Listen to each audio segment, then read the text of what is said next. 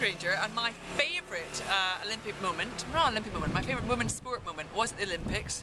It's not a British moment, but I think it had a massive impact.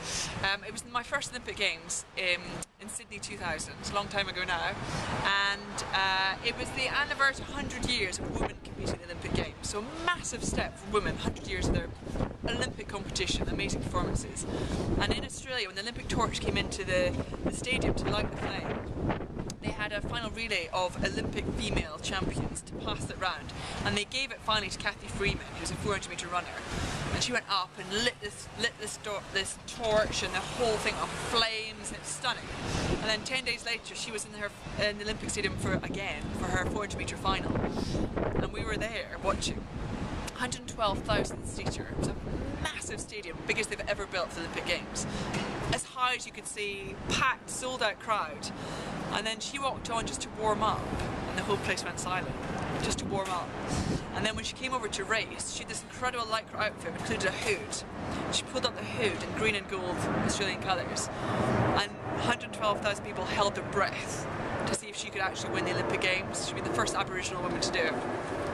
And she started this 400 metre lap, and there was just deafening noise and flashbulbs followed her around, and you just felt this pressure of the country, of expectation on could she deliver, and she did it. And then we weren't sure with the stagger and things. It came to the last 100 metres, and she got to the front, and then she just pulled away from everyone, demolished the field, won in this fantastic moment, collapsed the track, didn't react for a while because she'd been so in the moment, and then broke into this huge smile because she'd won the Olympic Games.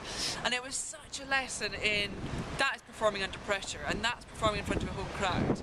And when you deliver it and nail it, you get the perfect moment.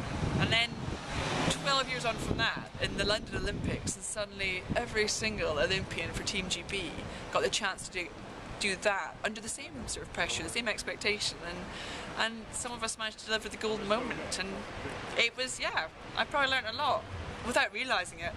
Of course, in 2000 we never knew what was to come, but 12 years later I got to do that myself with Anna Watkins, and we nailed it too. So I have to thank Katherine Grainger for a lot.